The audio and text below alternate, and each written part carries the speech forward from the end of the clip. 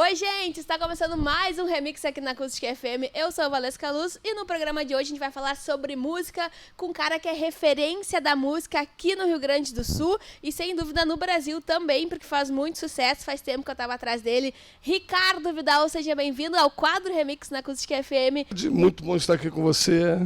Você sabe que eu sou fã de você e muito legal estar aqui.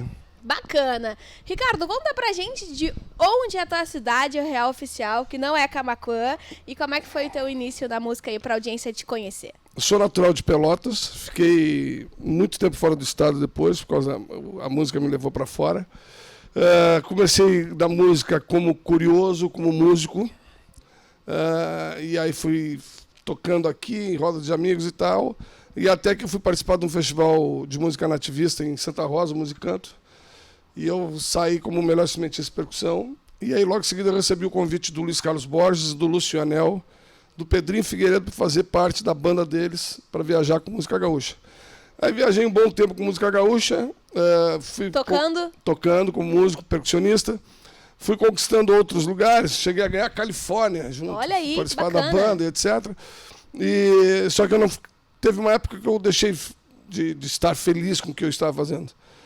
E nunca ficava contente com a sonorização, com a maneira como tirava o som dos meus instrumentos. E eu sempre fui curioso nessa parte técnica. Quando eu era criança, eu brincava de rádio na minha casa, tinha um sisteminha e tal. E aí dei uma guinada na minha vida e fui para o outro lado. E aí não parei mais. Foi para trás, foi para os bastidores. Bastidores, isso aí. A construção técnica. Como é que é? Como é que funciona quem fica na parte técnica? O que faz realmente um técnico de som? O que tu precisa prestar atenção? O que na realidade, eu transmito para o público, eu amplifico para o público aquilo que o artista faz em cima do palco. Então, isso aí você tem diversas proporções, você pode fazer um show para 100 pessoas ou até para 2 milhões de pessoas. Eu já tive esse privilégio de fazer no Réveillon de Copacabana, já fiz show para 2 milhões, para 1 milhão de pessoas, para 10 pessoas, para 3 pessoas. Então, o nosso papel é transmitir essa jogada. Durante um bom tempo da minha vida, eu fiquei como técnico de som de empresa, onde eu aprendi muito, acompanhando e atendendo técnicos de outros artistas que vinham. E recebendo várias propostas para ir embora para o Eixo Rio e São Paulo, que antigamente só se fazia sucesso se você estivesse no Eixo Rio e São Paulo. E até que um dia eu não resisti e acabei indo com uma proposta que eu fui trabalhar com uma banda chamada Razão Brasileira. Olha aí. Uma banda de pagode. Quando? Pagode, que interessante. Pagode. Além da música tradicionalista e pagode, já são com duas curiosidades, né? Na época era Raça Negra, Razão Brasileira, só para contrariar, estouradaço. Eu cheguei a fazer mais de 20 shows no mês. Cheguei a fazer com esse pessoal do pagode 4 shows no mesmo dia em 4 estados diferentes. Caraca! E era uma correria muito grande. Aí fiquei uns 3 anos, 4 anos com eles. Foi quando, tu lembra? Não me lembro. Não lembro. E aí depois eu recebi o convite do empresário do Rapa. O Rapa era uma banda que não era conhecida, era uma banda underground total. E aí o cara me chamou e eu estava indo para o Japão. E eu não conhecia o Japão. Aí eu disse, não, bicho, quero conhecer o Japão, vou ficar um mês no Japão, quando eu voltar a gente conversa. Fui para o Japão, fiquei um mês. Quando eu voltei, a turnê que eu tinha feito com o pessoal do pagode tinha sido tão sucesso que nos chamaram para fazer mais 2 semanas no tu foi pro Japão com a galera do pagode? Fui com o pessoal do pagode. Aí eu voltei para o Brasil, fiquei 2 semanas no Brasil, fui para o Japão, fiquei 2 semanas no Japão e voltei para o Brasil. E aí que eu fui conversar com eles. A galera do Japão curte pagode. Muito, muito, muito. Na época era mais ainda.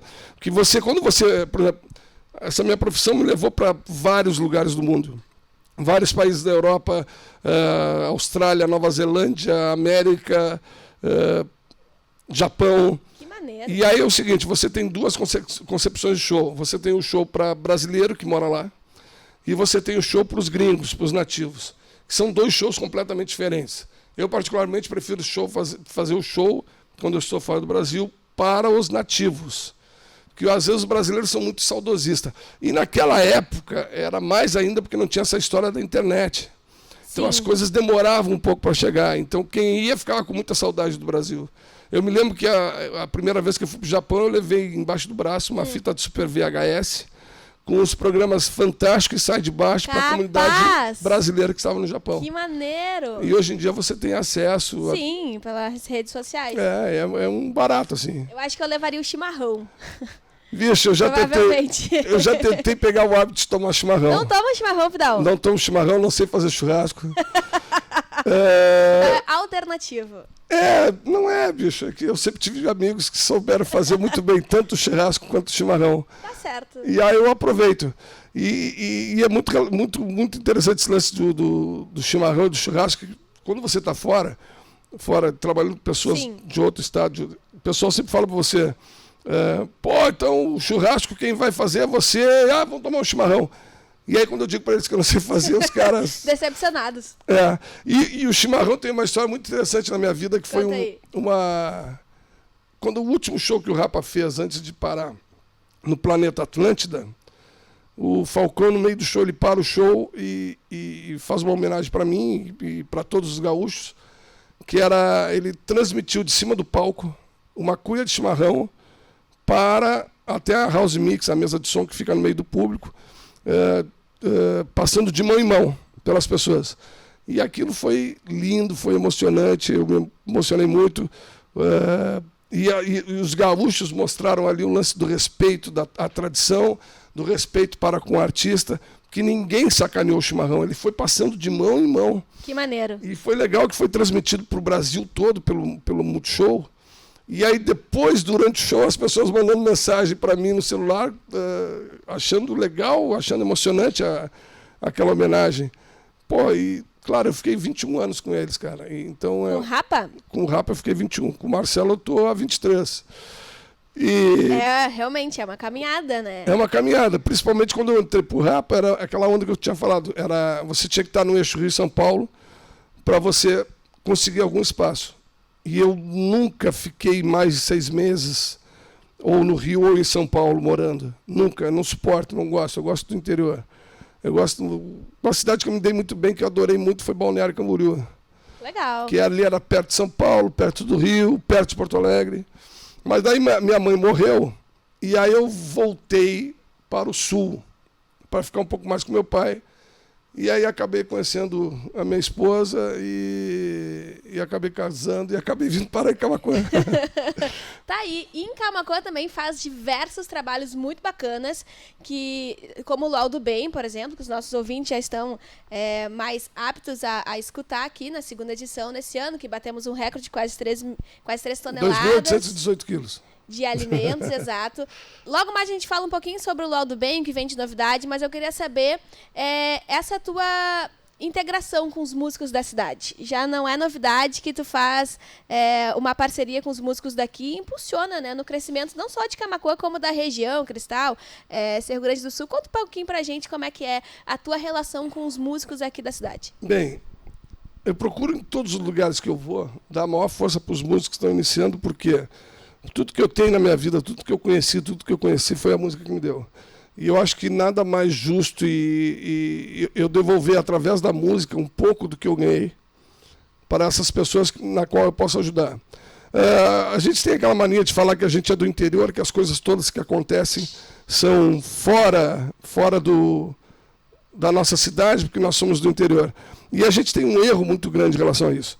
Para você ter uma ideia, aqui na cidade de Camaquã, já foi mixado uma música do Cidade Negra, já foi mixado o último DVD do Rapa, que saiu. Programas como Danilo Gentili foi mixado aqui no estúdio em Camaquã, no estúdio de Chicão, na Casa da Jade. O Altas Horas do Falcão, que a gente fez, foi mixado aqui. Vários outros artistas que eu já trabalhei no estúdio aqui em Camaquã, feito aqui do nosso lado. Então, por que não passar isso para os músicos? Nós temos músicos de grande qualidade, só que, infelizmente, nós não temos apoio. E eu digo o seguinte, eu vou deixar uma coisa bem clara, eu sou contra naquela obrigatoriedade que se diz que o músico tem que ter um incentivo através de leis de cultura. Eu sou contra isso. Eu acho que se o cara quer ser músico, ele é um profissional da área como um dentista, como um jornalista. Que investe, de maneira que vai atrás. Isso aí. Agora, eu sou favorável ao investimento cultural, financeiro, sim, é na estrutura escolar. Então, você ter um professor de artes, um professor de música nas escolas, no período inicial das escolas. Bacana. E aí você vai criar um público, aí você vai criar formadores de opinião na área cultural.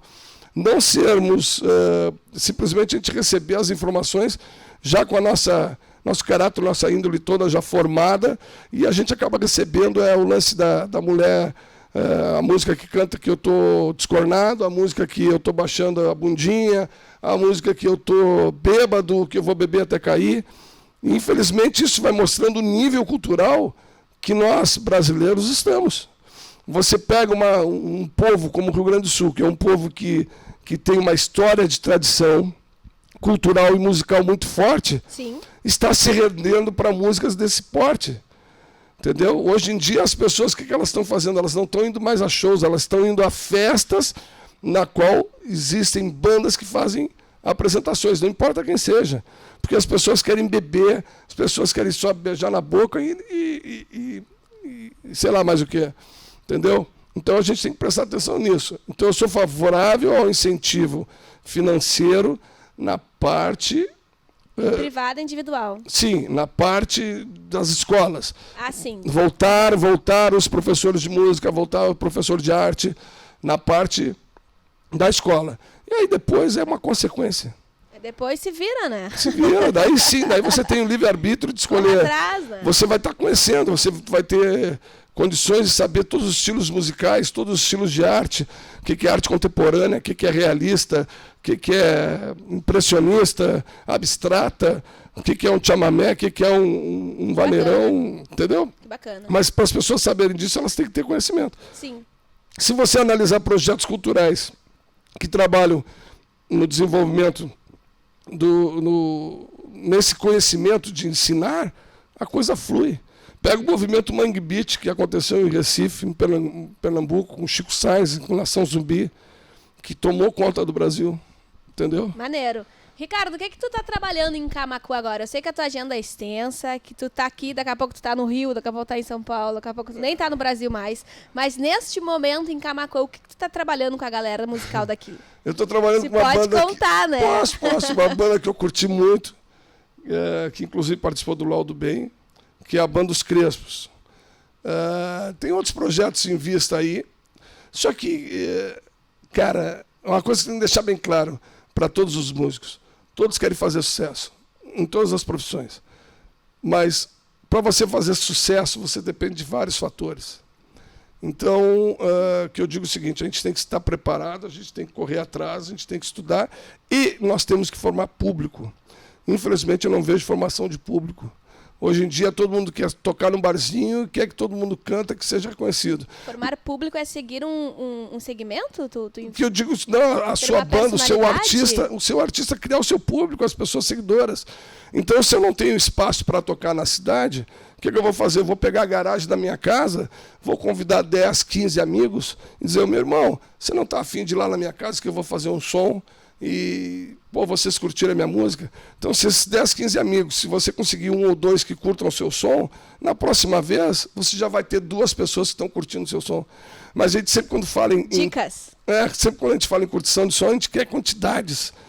Aquela história de quantidade de likes, quantidade de seguidores, né? E, na realidade, o que é isso? O que é o sucesso?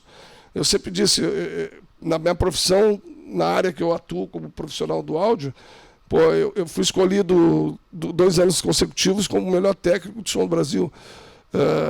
É uma coisa que... Como é que eu cheguei lá? Trabalhando, sendo do interior.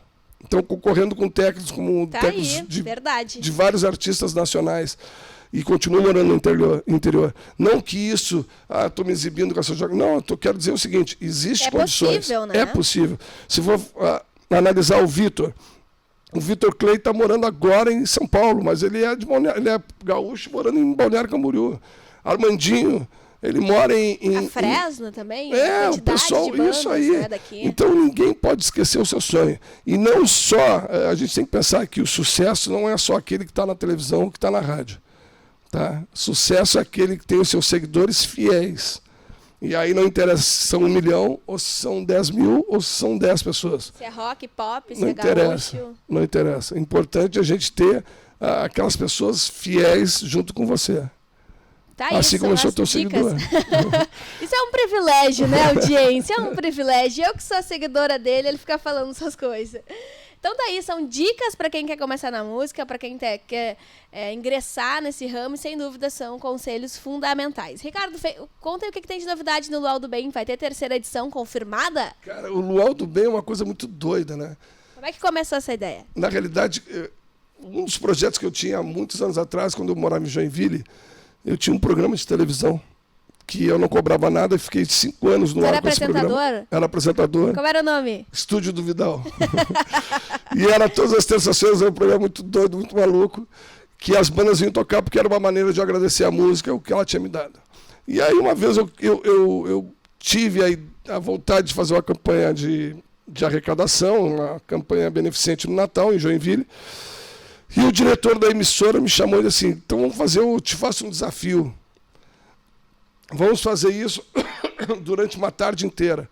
Daí eu disse para ele, não, eu te faço um outro desafio, vamos fazer isso durante 24 horas. Capaz. 24 horas sem sair do ar. Não, brinca. E aí eu fiquei 24 horas sem sair do ar, com banda se apresentando, com apresentações artísticas. A primeira vez a gente arrecadou 70 toneladas. Capaz. Caraca. No segundo ano, a coisa deu tão certo que a gente arrecadou 120 toneladas.